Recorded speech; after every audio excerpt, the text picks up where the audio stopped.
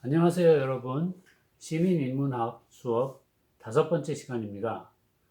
아, 교육을 통해서 철학과 역사를 이해하기 또는 철학적으로 역사적으로 교육을 이해하기 수업입니다.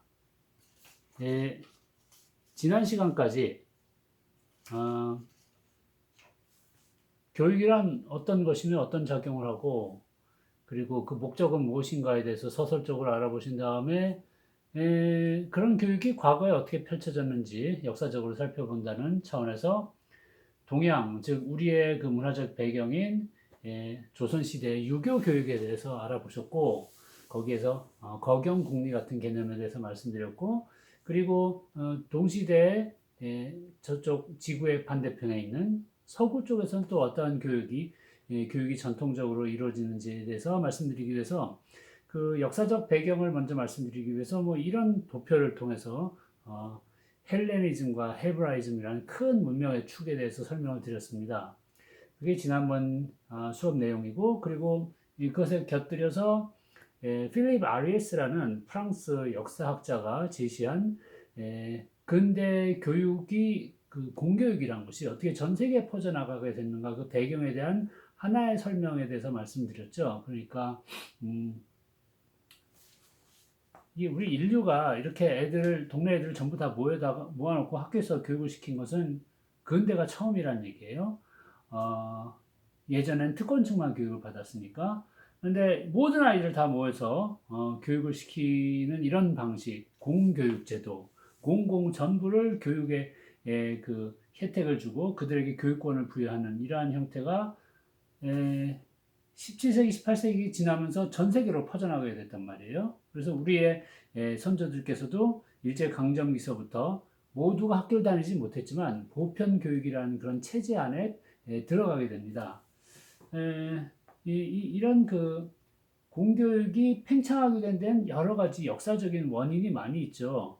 어, 정치, 경제적, 문화적, 사회적 복잡한 원인들이 많이 있습니다만 지난번에 말씀드린 RS는 부모들의 마음이 변한 것도 있다라는 그런 굉장히 흥미로운 어, 주장을 제시했다는 거 말씀드렸죠. 근데 거기서부터 이번 주에 또 짚어서 나가겠습니다. 지난번에 이렇게 커다란 문명의 흐름의 축에 대해서 말씀드렸지만 이번에는 이것도 굉장히 방대한 분야라 제가 너무 간략하게 이렇게 도식화한 것이고 이 안에 좀 핵심적인 내용으로 골라서 들어가 봐야 되겠어요. 우리 수업 시간이 그렇게 많지는 않으니까. 그래서 이쪽으로 근대 교육 사상 쪽으로 넘어가 보겠습니다. 왜냐하면 이 근대 교육 사상 18세기, 19세기를 거쳐서 서양에서 수립된 이 사상이 결국은 우리나라에 넘어오게 되고 우리나라 교육 제도를 규정하게 됩니다. 그래서 사실 근데 서양의 교육 사상이 규정한 교육 체제에서 우리가 다 초중고등학교 다닌 거예요. 우리의 자손들도 지금 거기서 학업을 받고 있고요. 그럼 이 근대 교육 사상이라는 것은 어떤 것인지 이번 시간에 알아보겠고, 그것을 이해하는데 이게 어려운 이야기지만 우리 인문학 강좌에서 드리지 않을 수 없는 말씀이 이 양대축을 이해해야 된다는 말씀을 다시 한번 드리겠습니다. 그러니까 이 헬레니즘이라는 것은 인간의 이성적인 역량을 가장 존중한 그런 물질이고 헤브라이즘이라는 것은 인간의 종교적인 신앙심 같은 것을 존중한 물질이라고 이분법적으로 나눠서 간략히 말씀드렸는데 두 가지가 서로 다른 것 같지만 서양 역사에서는 얽히고 설키고 막 뒤엉켜 있어요. 그래서 두 가지가 합해져 있는 형태로 지금까지 발달해 왔다라고 볼 수가 있습니다. 두 가지가 합해서 근대 교육 사상을 만들었다는 말씀이죠. 그럼 그 근대 교육 사상을 어떻게 분석하고 정의해야 될까? 이게 어려운 것이라 제가 주된 사상가들을 소개하면서 요것의 핵심에 다가가 보겠는데요. 요번 이게 5번째 수업이죠. 이 5번째 수업은 제가 2개 파트로 나눠서 하려고 그래요. 전반부에서는 제가 이렇게 얼굴 들이밀고 화면을 여러분께 제시하면서 설명을 드리고 그리고 그 설명드린 내용에 보다 더 구체적인 글자가 좀 많이 나오고 여러분이 보셔야 할 게 많은 것은 클로즈업 화면으로 2번째 동영상에서 보여드리려고 합니다. 그래서 일단 오늘 제 얼굴 나오는 화면에서 요거는 지난번에 보여드렸던 것을 다시 한번 복습 삼아 보여드리고 그리고 오늘의 내용으로 들어가 보겠습니다. 예, 제가 의도적으로 파란색하고 빨간색으로 칠했습니다만 차가운 이성과 뜨거운 영성 뭐 이렇게 강조하려고 이 두 가지가 어떻게 통합되고 섞일 수 있을지 여전히 굉장히 추상적인 이야기고요. 이해하기가 어려울 수 있습니다만 이것을 좀 구체적으로 풀어서 보겠습니다. 이것을 자기의 사상 체계 안에서 완전히 다 품고 교육의 이상으로 제시한 사람으로서 이런 분이 있어요. 요한 아모스 코메니우스라고 지금의 체코 출신, 예전엔 모라비아라고 그랬는데 체코 출신의 교육 사상가입니다. 별명이 서양 근대 교육의 아버지예요.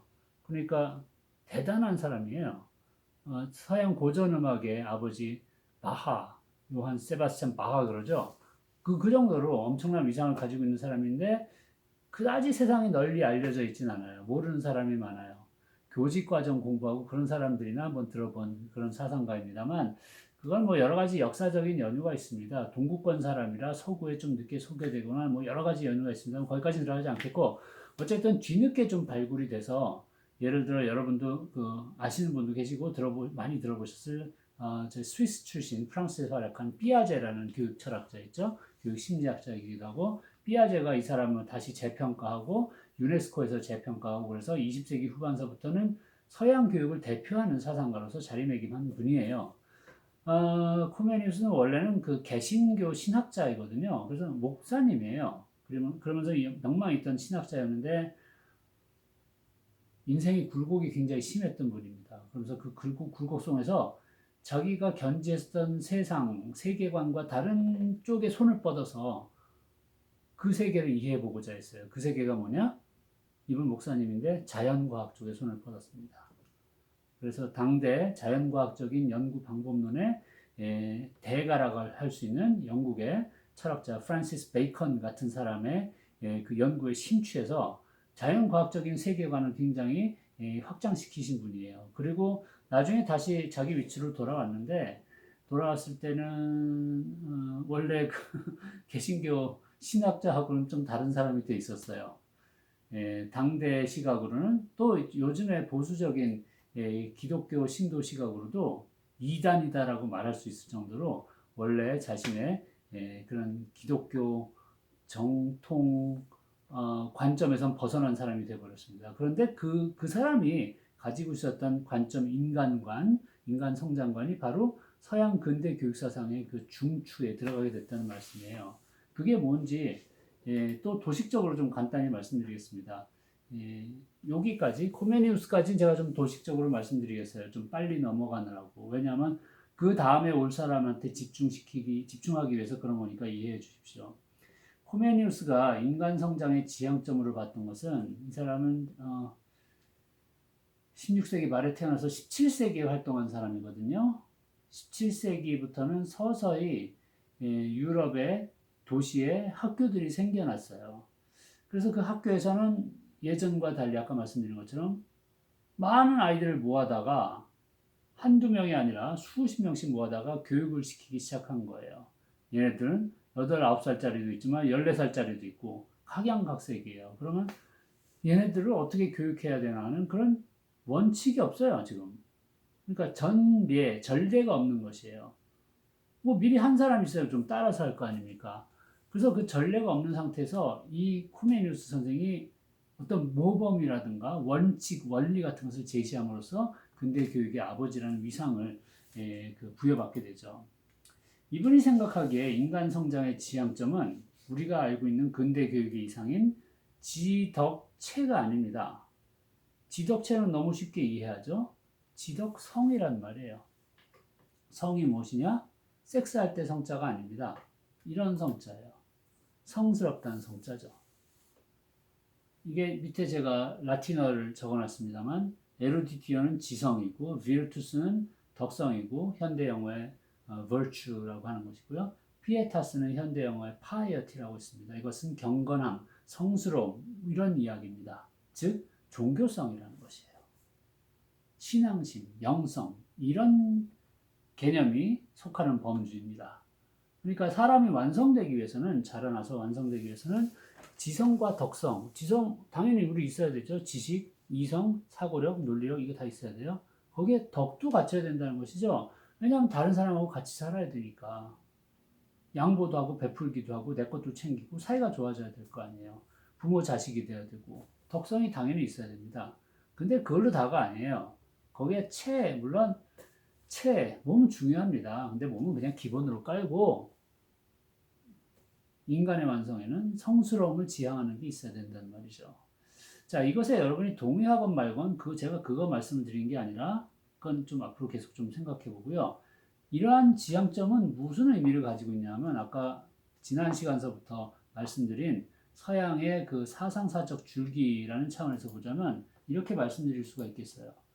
지와 덕은 헬레니즘적인 물결을 대변한다라고 볼 수가 있습니다. 그 헬레니즘적인 물결이 중세에 약해졌다가 중세는 이제 기독교가 지배했었던 시절이고 14, 15세기 지나면서 이탈리아를 중심으로 르네상스라는 새로운 기운으로 다시 되살아났다는 말씀을 드렸는데요. 르네상스는 인본주의, 인간을 미화하고 인간을 중시하고 인간을 세상의 기준으로 제시한 그러니까 신을 중심으로 세상을 논한 중세로부터 벗어나서 인간을 우주의 중심에 놓은 새로운 사조라고 말씀드렸죠. 문예 부흥이라고도 얘기하고 그것이 이제 헬레니즘의 줄기에 속해 있다라고 볼 수 있는데 바로 지와 덕은 헬레니즘적인 그런 모습이라고 말씀드릴 수가 있겠고 그리고 성은 이거는 헬레니즘에도 분명히 성스러움을 추구하는 것이 있어요. 그러나 보다 더 강력하게 이것을 표방한 것은 아무래도 헤브라이즘적인 줄기라고 말할 수가 있겠습니다. 기독교적 덕목이라는 말씀이죠. 물론 두 개 다 뒤섞일 수 있습니다만 보다 더 어디서 더 두드러지게 드러나느냐에 따라서 강온에 따라서 더 두드러진 것을 강조해서 말씀드리는 도식적인 설명입니다. 따라서 코메니우스가 지향했던 것은 헬레니즘과 헤브라이즘 둘 중에 하나가 아니라 둘을 통합한 것이에요. 지성과 덕성만 있는 인간이 아니라 성스러움을 추구하는 인간입니다. 종교성까지 품는 인간이라는 것이에요. 그것까지 품을 때 인간은 완성에 이르게 된다. 뭐 그런 말씀이 되겠죠. 뭐 그냥 개인적으로 어떻게 여러분들은 생각하시는지 좀 궁금합니다. 정말 그럴까? 우리가 인간이 완성이 되려면 이것까지 품어야 되는가? 많은 여러 가지 생각이 있으실 수 있어요. 저는 처음에 이 코메니우스적인 이런 성장론을 보고서 딱 떠오른 것은 인도의 그 힌두교도들의 인생에 대한 일반적인 조망인데요. 이 힌두교도들은 특히 이게 인도의 카스트 제도 유명하죠. 천민층 말고 이제 중간 이상 크샤트리아라든가 브라만 같은 그 일종의 귀족층과 그 성직자층은 젊어서는 세상의 일을 합니다. 세속의 일을 하고 돈도 벌고 사업도 하고 그래요. 그러나 이미 한 40이 넘으면서부터는 갈 준비를 하는 거예요.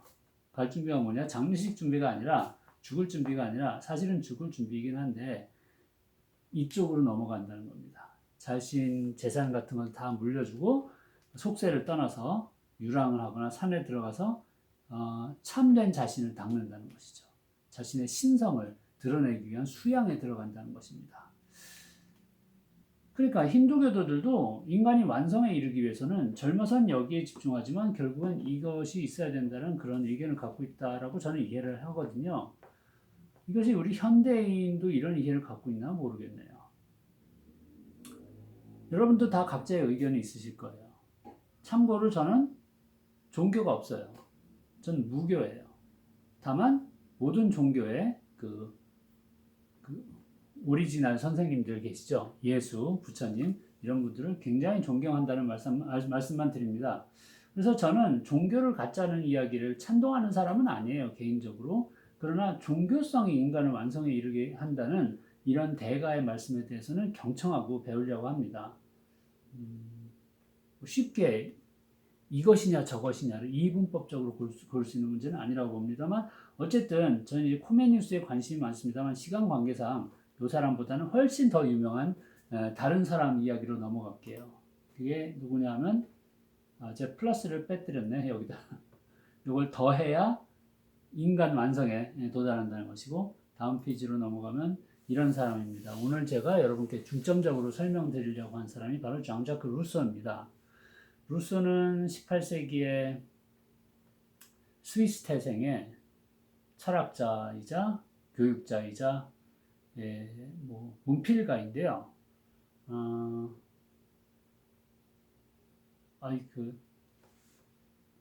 또 사실 가장 친숙한 사람에 대해서 뭐라고 말을 하려면 말하기 어렵네. 예를 들어서 당신의 어머니에 대해서 말씀해 주세요. 그러면 말하기가 어렵겠죠?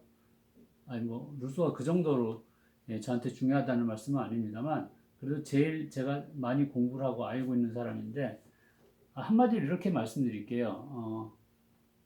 서양 교육 전통, 교육 사상의 흐름, 특히 그 중에서 고대, 중세 말고 근대 교육 사상에 여러 가지 거장들이 있는데 그 사람들 다 볼 수가 없잖아요. 그래서 어쩔 수 없이 한 사람만 꼽아서 보자 그러면 아마 많은 철학자, 사상가, 교육학자들이 루소를 꼽을 거예요. 그래서 저도 루소 한 사람을 꼽아서 여러분께 제시하는 게 부당하진 않다라고 생각합니다. 왜 수많은 사상가와 교육자 중에서 루소를 뽑는가? 이 사람의 대표성이라고 말씀드릴 수가 있는데 이 사람의 교육 저서 유명한 것 에밀이라고 있죠. 에밀. 그러니까 이 에밀이란 책이 이 사람 이후에 서양의 교육의 전개 발달 그리고 전 세계의 교육 사상의 발달에 있어서 차지하는 위상을 보면 그래 그만한 위력을 발휘한 책이 없지라는 생각이 들어요. 그래서 제가 코메니우스 님도 계시고 다른 분도 계시지만 딱 루소만 끄집어내서 이번 1시간 동안 좀 상세히 여러분과 생각을 해보겠습니다. 그래서 이 사람의 사상사적인 영향력, 교육에 대한 실제로 끼친 영향력 때문에 이 사람을 연구하는 게, 얘기하는 게 타당하다라고 말씀을 드리는데 이 사람을 얘기하기가 매우 힘이 들어요. 그러니까 매우 훌륭한 교육적인 사상가이기 때문에 일종의 모범이 되는 사람이라서 우리가 그 사람에 대해서 공부하고 본받자란 얘기를 했으면 좋겠는데 그렇지가 못해요. 그러니까 이 사람이 제시한 사상은 서양 사상사 수천 년 흐름에서 반짝이는 별처럼 정말 스타예요. 반짝이지만 이 사람이란 인물은 그러하지가 못해요. 후대는 나름대로 사람들이 변호하고 이해를 하기 시작했으나 당대에는 별로 존경받던 사람이 아니에요. 이유는 너무도 많습니다. 근데 이게 힘든 이야기라 제가 초반에 여러분께 밝히고 가지 않을 수가 없어요. 이 사람은 그러니까 이제 주변과 사이가 좋은 사람이 아니에요. 요새 말로 하면 인성교육이 안 돼 있어요. 너무 심한 말이다. 루소한테 인성교육이 안 돼 있다는 말은 너무 심한 말이다. 사실 루소의 에밀이라는 것이 인성교육의 사상적인 원천이 될 수 있는 책임에도 불구하고 제가 이런 말씀을 드리는 게 어린 시절이 너무 불우했어요. 태어나자마자 며칠 있다가 어머니가 돌아가셨어요. 그러니까 엄마의 손길을 받지 못하고 그리고 아버지가 특별히 이렇게 애지중지했냐면 그렇지도 못해요. 그러다가 아버지 뭐 밖으로 떠돌고 얘는 얘란다 미안합니다. 어린 시절에 그 가출을 하고 그래서 10대 중반에 자기가 살던 그 이제 제네바라는 그 스위스의 도시 국가인데 거기서 탈출해가지고 딴 데로 돌아다니고 뭐 그랬어요. 그래서 딴 동네에 가서 남의 집에 얹혀 살고 이럽니다. 동가숙 서가식 하면서 세상에 거친 거 다 맛보면서 그러니까 정식으로 뭐 좋은 선생님 밑에서 대학에 가서 공부를 하는 학자가 아니에요. 독학, 자습한 사람이에요. 그런데 이 사상적 천재이기 때문에 어떤 태어나고 있는 그 태어날 때부터 가지고 있었던 천재성 때문에 다른 사람들이 못 본 인간성의 어떤 면을 포착해서 그것을 책에다 담은 사람입니다. 그러나 그 인생은 너무 굴곡져가지고 맨날 싸웠어요. 심지어는 자신한테 잘해준 사람한테도 싸웠어요. 그리고 겁이 없어요. 뭐 그러니까 그 활동을 프랑스에서 많이 했는데 프랑스의 당시 그 루이 14세 이후에 15세, 16세에 이르는 부르봉 왕조 시대입니다. 그 좀 연식이 되신 분들 옛날에 그 일본 만화 베르사유의 장미 이런 거 보신 분들 계실 텐데 거기에 보시면 그 마리 앙뚜아네트 나오고 오스칼 나오고 그런 만화인데 그 베르사유 궁정 시절 그 동시대의 사람이 이제 루소예요.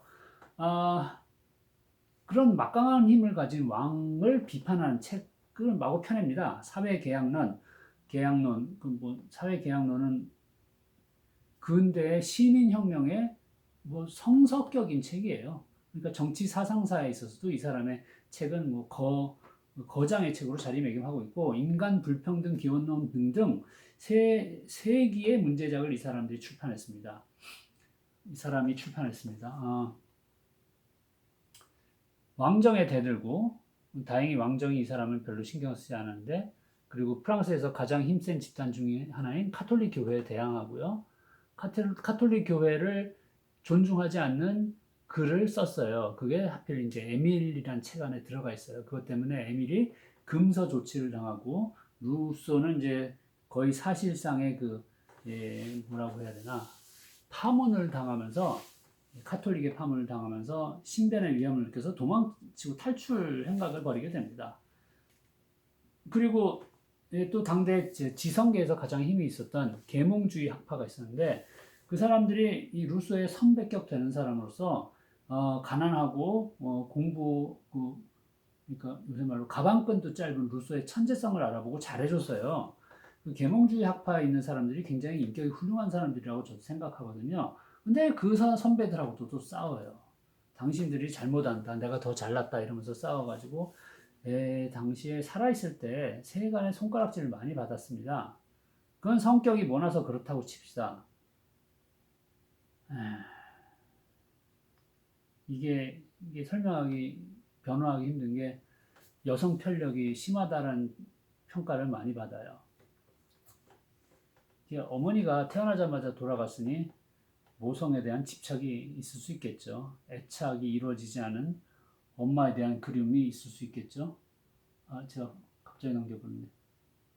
예, 이거는 지금 이탈리아 북부에 있는 예전엔 사보이 공국이라고 부르는데 거기에 문화재로 있는 것인데 여기가 루소가 어렸을 때 살았던 곳이에요. 아까 말씀드린 대로 제네바를 탈출해서 이탈리아 북부의 사보이 공국까지 왔다가 여기에 이제 16살서부터 이 집에서 이제 살게 되는데 이 집의 주인이 이제 제가 바랑 부인이라고 썼죠. 영어로는 마담 드 워렌 그러는데 이분이 돈 많은 미망인이에요. 30대 중반에. 그래서 훨씬 연상에 돈 많은 미망인 집에 들어가서 살게 되고 그리고 이 바랑 부인은 루소를 귀여워하다가 루소가 성년이 되는 20살 이후부터는 둘이서 연인 관계가 돼버립니다. 그래서 동거에 들어가는 것이에요. 그러니까 어린 시절서부터 이게 굉장히 독특한 여성과의 관계를 수립하게 됨으로써 뭔가 이제 정상이라는 말이 이상하지만 평범하지 않은 삶을 살게 되는 겁니다. 루소는 죽을 때까지 바랑 부인을 자신의 필생에 가장 사랑했었던 여인으로 기억했다라는 그런 기록도 남아있긴 한데 두 사람이 사랑했던 거라고 저도 봐요. 루소는 아직 순진했던 청년이고 그리고 바랑 부인은 루소가 인물이 좋았다고 해요. 아까 초상화에서도 보셨는데 루소를 매우 예뻐해가지고 공부를 시켰습니다. 넌 공부해야 될 사람이야. 그래서 서양 고전에 대한 공부를 시키고 그래서 독학함으로써 루소가 자라날 수 있게 도와줬어요. 그리고 나아가서도 공부해라 그래서 이제 결국 이제 떠밀어서 세상으로 보냈어요. 근데 그 이후로도 루소가 유럽 곳곳을 전전하면서 살았거든요. 스위스, 이탈리아, 프랑스 등등 다니면서 이런 용어를 좀 조심해야 됩니다만 과거에 그런 용어가 있었어요. 뭐 현지처 이런 용어가 있었죠. 그러니까 한 곳에 머무르게 되면 거기서 같이 사는 여성이 생기는 것이에요. 그래서 제가 자세한 얘기는 안 하겠어요. 루소는 유럽 사상계의 스타이기 때문에 루소에 대한 평정과 그 연구한 학자, 인생의 그런 쬐꼬만 그런 궤적에 대해서 연구한 학자도 되게 많아요. 책도 논문도 엄청나게 많아요. 수백 편이에요. 그걸 제가 다 보진 않았지만 어느 정도 정리를 하면 우호적으로 변호하는 사람은 생계형 바람둥이 뭐 이렇게 얘기를 하기도 합니다. 제가 표현을 바꿔서 말씀드리는 것이에요. 그러니까 이 사람이 마음은 먹고 뭐 여자를 유혹하러 다녔다는 건 아니고 여기 살다가 저기로 이사 가서 외로워서 4년 5년 살다 보니까 동네에 안악하고 눈이 맞아서 같이 동거하게 됐는데 또 여기서 살다가 무슨 사고를 쳐가지고 도망을 가게 됐어요. 그래서 또 저쪽 동네 가서 먼 데 가서 또 살다 보니까 그 지역에 또 어느 분하고 또 정분이 나서 같이 살게 되고 이런 식으로 옮겨 다니며 살다 보니까 여성들이 많아졌다라는 그런 변호를 하는 학자들도 있습니다. 뭐 진상은 그때 옆에서 살아봐야 아는 것이니까 저는 이런 자료에 대해서만 말씀드리는데, 근데 일단 제가 이 사람에 대한 이런 그 삶의 모습을 적나라하게 설명해 드리면, 특히 여성들은 그 매우 거부감이 심합니다. 그건 제가 잘 알고 있고요. 거기다 더 심한 거 한 가지 더 들면, 프랑스에서 함께 살던 여성하고 아들을 5명이나 낳았어요. 그리고 5명을 다 고아원에 맡겼어요. 그리고 죽을 때까지 못 찾았어요. 그래서 이런 질문을 제기하지 않을 수가 없는 거예요. 루소가 에밀이라는 교육책을 썼어요. 교육서. 자기 자식을 고아원에 갖다 버린 사람이 쓴 교육 양육서를 읽을 필요가 있느냐라는 반론이 나올 수밖에 없는 거예요. 아니, 그 사람이 모범이 돼도 읽을까 말까 한데, 이건 자기 자식도 제대로 안 키운 사람의 교육서를, 양육서를 뭐하러 읽느냐라는 반론이 당연히 나오죠. 저도 그랬어요. 저도 본격적으로 루소의 사상을 최초로 접했을 때, 그러니까 본격적으로요, 박사과정에서 이 책을 읽었을 때 30대입니다. 루소에 대해서 좀 알고 나니까 이게 인간 쓰레기네 라는 생각이 들고, 이런 책을 내가 왜 읽어야 돼 라는 반감이 들었어요. 그럼에도 불구하고 어쨌든 계속 읽고, 뭐 논문 보고 선생님들 가르침을 받고, 그러면서 계속 저 혼자 읽고, 세월이 지나서 나이를 먹어서 이제 생각하게 된 건 이런 겁니다. 뭐 털어서 먼지 안 나는 사람이 있냐, 뭐 그따위 말을 드리고자 하는 건 아니에요. 그거보다는 깊이가 있는 말씀입니다. 루소는 불응한 사람이에요. 이렇게 사치스럽게 산 적도 없고, 그 살아생전 그다지 많은 존경이라든가 뭐 대우를 받지를 못했어요. 쓴 책은 베스트셀러가 되고 유럽에서 그 명성을 떨치는 유명인이 됐긴 했지만, 워낙 험담을 많이 듣고 그리고 저희 사람들 손가락질을 많이 받았기 때문에 외롭게 살다가 갔어요. 그것도 굉장히 건강한 사람이었음에도 불구하고 이제 사고를 당해서 그 부상 때문에 60대에 일찍 갔어요. 그러면서 끝없이 싸웠어요. 세상하고. 그리고 또 자기 자신과 싸운 것입니다. 자기가 통제할 수 없는 자기 자신이 있었어요. 그러면서 이 사람이 보여준 것은 인간성의 밑바닥 같은 것까지 보여줬어요. 그러니까 저기 서재에서 고귀하게 공부만 하는 백면서생 선비가 아니란 말씀입니다. 세상 저작거리에 나가서 사람들하고 치고받으면서 지지고 볶으면서 인간다운 모든 면모를 다 맛을 본 사람이에요. 그래서 인간은 얼마나 형편없어질 수 있고, 특히 자기 자신이 얼마나 형편없어질 수 있고, 또 그러면서도 어떠한 고귀한 가능성, 빛나는 가능성이 있는지에 대해서 몸소 체험을 한 사람이라고 볼 수 있습니다. 그렇게 체험한 것을 소재 삼아서, 자원으로 삼아서 책을 쓴 것이에요. 그래서 이 사람의 책에는 깊은 울림이 있어요. 인간을 도덕적 당위로서 얘기를 하진 않아요. 그러니까 옛날에 성인 군자처럼 모름지기 이래야 되느니라, 올바르게 살아야 되느니라, 그런 얘기를 하진 않아요.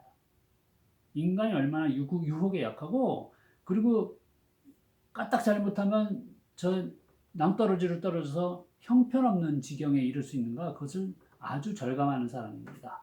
그래서 그러한 인간에 대한 깊은 이해라고 저는 말씀드리겠어요. 이 깊은 이해를 바탕으로 그럼 사람은 어떻게 성장해서 잘 자라서 성인이 돼서 잘 살 수 있는가에 대해서 책을 쓴 것이에요. 그게 에밀이라는 책이에요. 그래서 에밀이라는 책에 대해서는 제가 변화할 수 있는 최상은 이런 것입니다.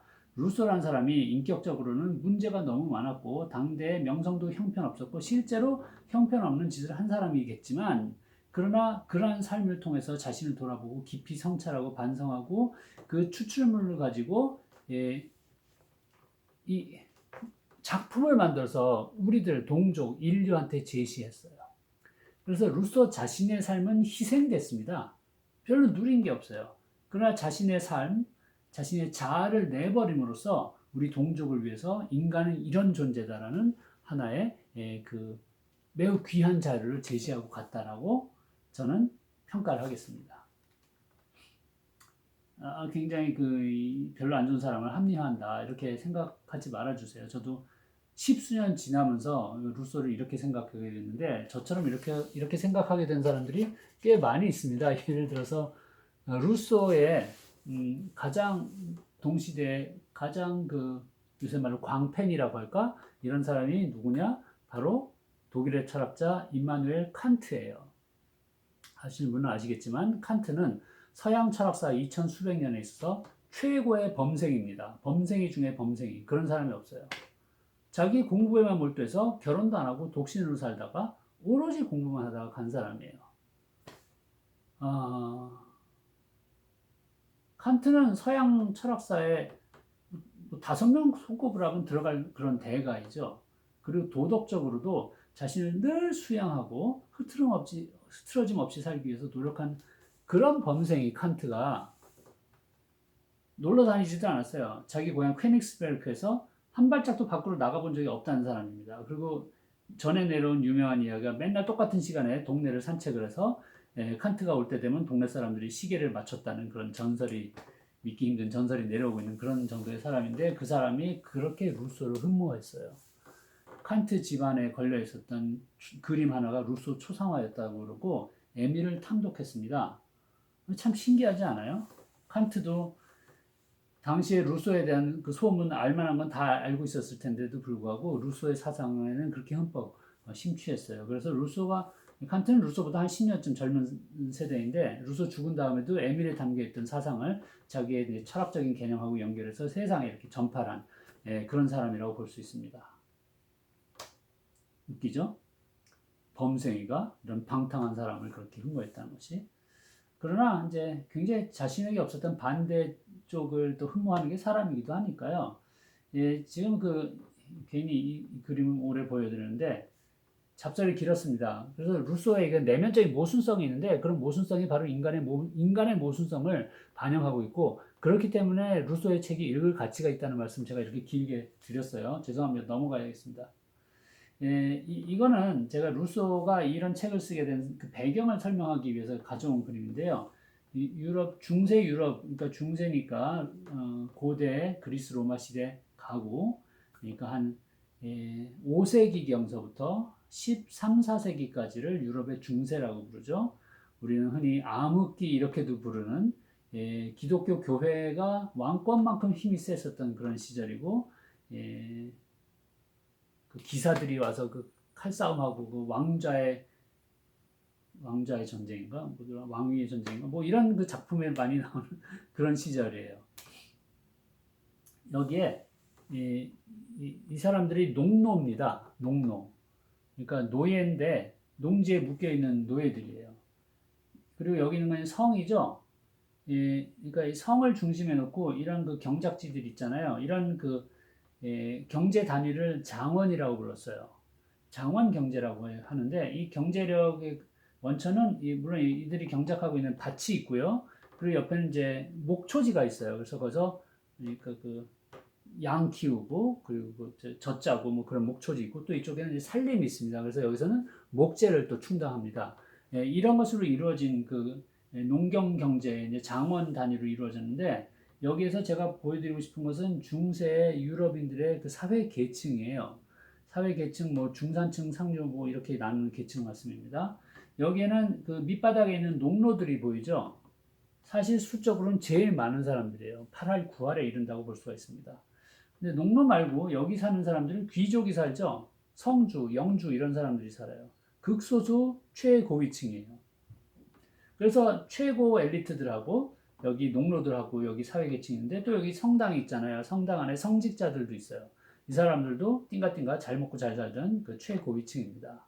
그래서 이런 귀족 성직자하고 농노라는 계층이 있는데 낀 계층이 또 하나 있어요. 그 사람들 누구냐 하면 성 안에 같이 이제 숨어서가 아니라 같이 끼어서 살던 사람들이 있어요. 농노는 성 밖에 살아요. 그러나 성 안에 귀족들 사는 이 동네에 같이 끼어들어서 살던 사람들이 있는데 이 사람들은 성 안에서 자신의 인력이 필요했었던 사람입니다. 성 안에 무슨 기능이 필요하냐면 기술자, 상공업자, 돈 만지는 금융업자, 선생질하는 저 같은 사람들, 그리고 또 그 뭐 법률적인 일을 다루는 법률가들, 또 행정 일을 보는 사람들, 글 쓰는 사람들, 이런 사람들이 성 안에 끼어서 살았어요. 이 사람들을 부르주아라고 부릅니다. 부르주아. 부르주아 아시죠? 우리 현대 사회에서는 부르주아 그러면 돈 많은 사람들 그냥 이렇게 생각하잖아요. 근데 그들의 계층의 원천은 중세의 성 안에서 살던 그런 기능을 하던 사람들이었어요. 상공인, 금융업, 그리고 그 밖에 지적인 활동, 뭐 등등을 하는 사람들이 여기 같이 살았어요.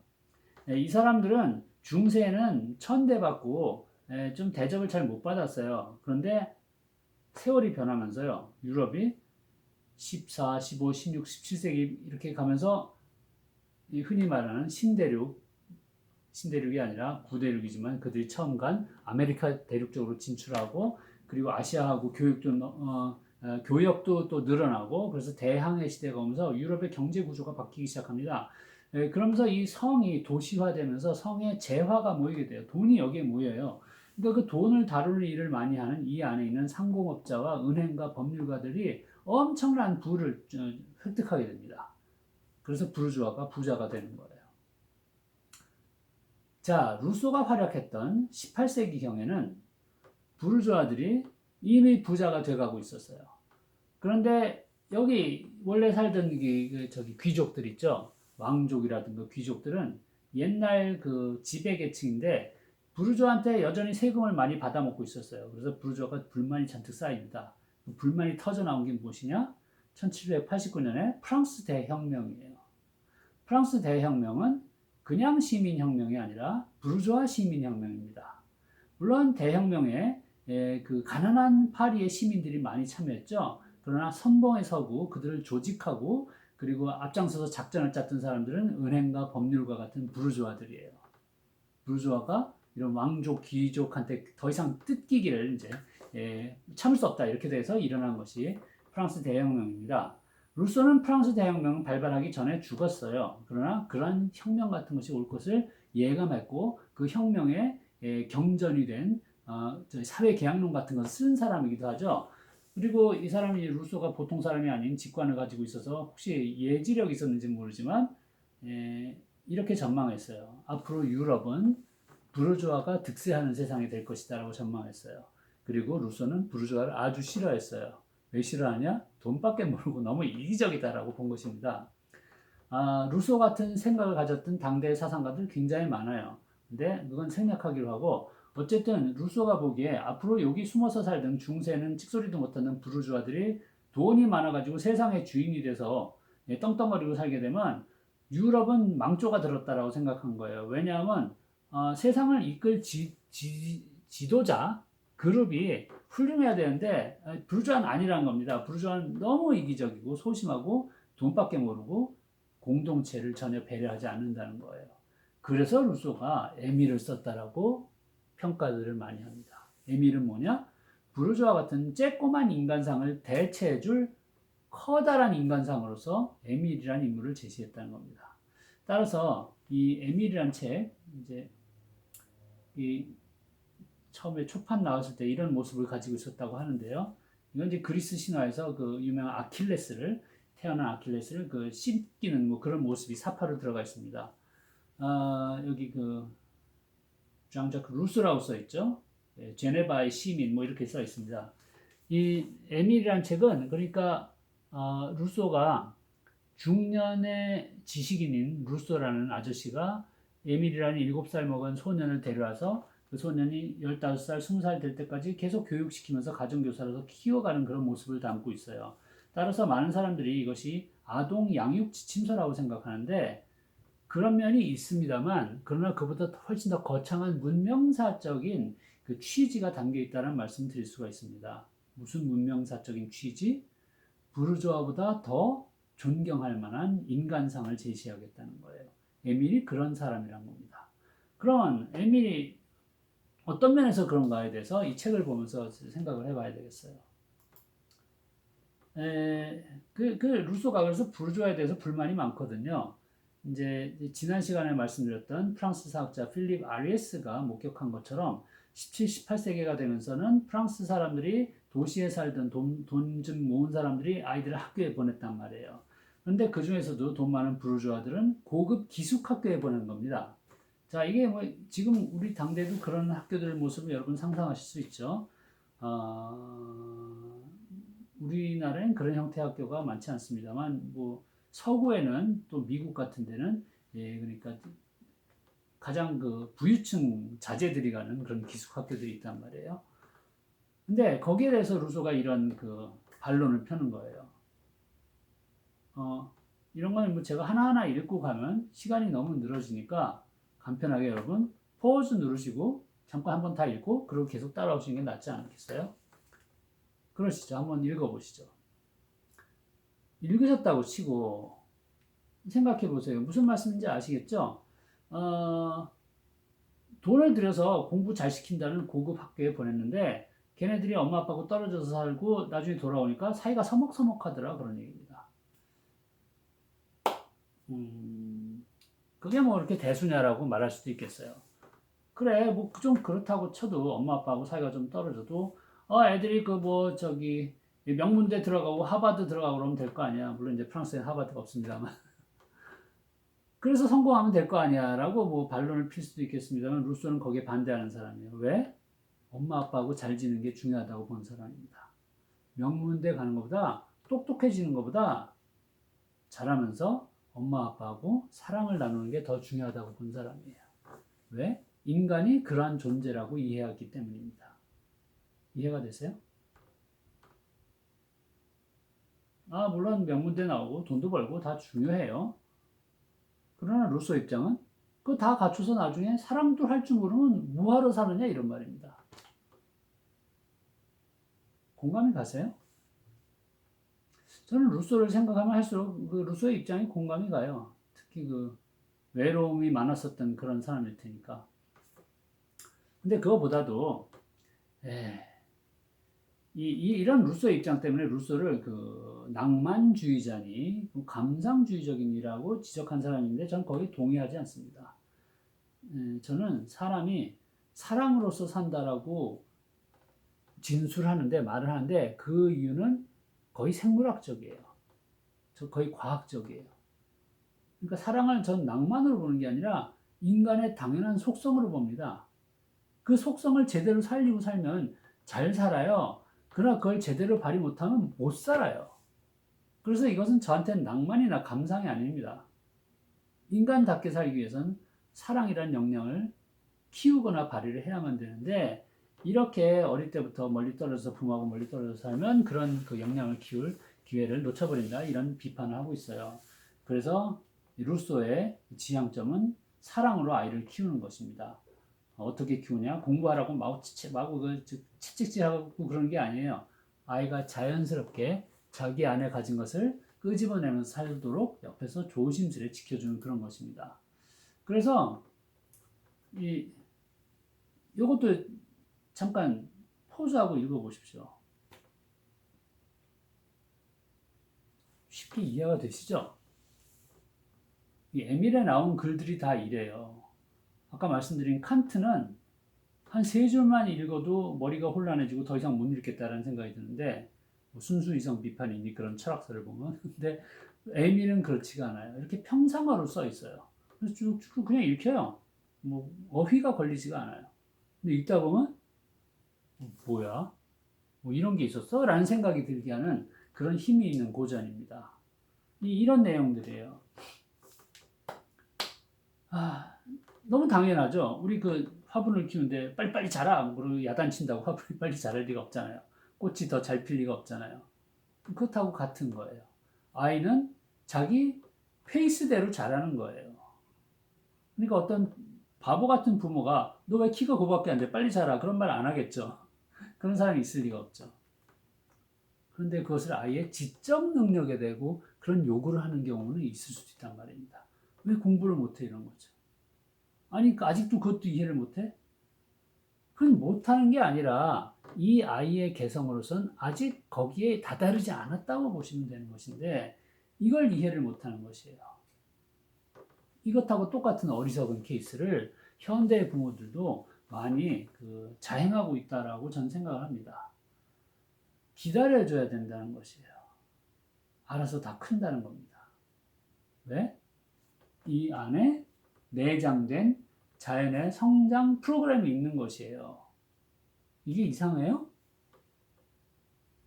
믿을 수 없어요? 미신이고 신비주의 같아요? 전혀 아니죠? 그냥 자연이에요. 과학으로 다 우리가 입증된 것들이에요. 생명체는 그 안에 내장된 자연의 성장 프로그램이 있어서 자라나고 성장해서 자신의 최상의 경지까지 갈 수가 있는 것입니다. 다만 그것을 우리가 잘 보호해주면서 물도 주고 햇빛도 쐬주고 잘 가꿔줄 그런 기성세대의 의무가 있는 것이죠. 그렇게 하면 나름 알아서 자신의 최상의 꽃을 피울 수 있는 것이 생명체라는 것이에요. 우리 아이들이 그런 존재라는 겁니다. 그래요. 이거 이해했다 쳐요. 자연이 이런 원리를 가지고 있고 우리 아이도 당연히 자연의 일원으로서 그렇게 자란다는 건 내가 다 받아들인다 라고 쳐요. 근데 막상 현실에 와서 나의 자녀와 나의 학생들한테 그런 원리대로 대할 수 있느냐 이건 또 다른 문제인 것 같습니다.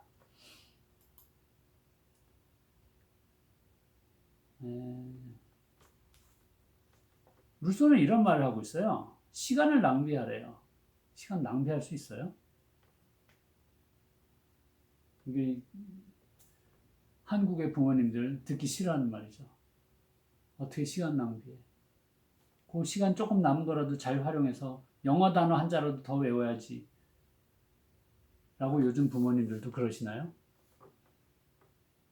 아직 그런 분들 많이 계신 것 같아요. 그래서 이런 시간 낭비하라는 말을 하면 저는 몽상주의자다. 비현실적인 사람이다. 라고 비난을 하게 됩니다. 방금 전에 자연의 성장 원리를 이해하고 나서도 말이죠. 그러니 우리의 스승들이 아무리 원리를 제대로 제시를 해줘도 우리는 그걸 내면화하기가 너무 힘든 것이에요. 그 원리는 여전히 너무 이상주의, 몽상가들의 이야기 같고 내가 있는 이 현실이 가장 절대적으로 지배하는 그런 진리인 것만 같은 생각이 듭니다. 과연 그래요? 내가 알고 있는 현실이 절대적인 진리예요? 이건 변화하지도 않아요? 자, 이런 질문을 던지는 것이 철학 수업이란 말씀입니다. 우리 자신의 인간의 자연적인 성장 원리를 거부하실 수 있나요? 저는 거부할 방법을 모르겠어요. 어떻게든. 그래서 그것을 존중해 줘야만 내가 잘 산다는 것을 알아요. 그래서 내 딸들의 성장 원리를 프로그램과 페이스와 속도를 존중해 줘야 내 딸들이 잘 산다는 걸 알아요. 그러니 그 아이가 유치원 다닐 때 뭘 좀 못하고 중학교 다닐 때 수학을 뭘 좀 못하더라도 요 아이 나름의 프로그램에 따라서 아직 거기에 가지 않았구나라고 이해해주고 참아주고 기다려주면 그 아이는 거기에 다 이르게 된다는 것을 짐작하고 내 안에서 튀어나오는 욕심을 제어를 해야 되겠죠. 그러나 그것이 너무도 힘든 것이 우리 사회입니다. 제가 몇 주 전 수업에서 통과 의례라는 개념으로 입시 경쟁에 대해서 말씀드린 거 있죠. 그런 현실 속에서 우리는 이런 기초 원리를 자꾸만 망각하게 될 수밖에 없는 것 같아요. 그래서 저는 아이들한테 시간 낭비를 할 여유를 못 드리는 부모님을 지금 비난하고자 함이 아닙니다. 너무 잘 이해하죠. 저도 같은 곳에서 아이들 키우고 다 겪고 지나갔기 때문에요. 자, 그러면 이런 질문이 남아요. 자연의 원리는 알겠는데 대한민국의 현실은 이렇다. 두 개는 완전히 딴 세상이다. 이렇게 분리하고 살아야 될지 아니면 이것을 어떻게 통합할 방도를 꿈꿀 수 있을지 저로선 이런 질문들이 남게 됩니다. 제가 너무 길게 얘기를 했기 때문에 잠깐 쉬시고 두 번째 동영상에서는 더 잘 보이게 클로즈업 화면으로 진행하겠습니다.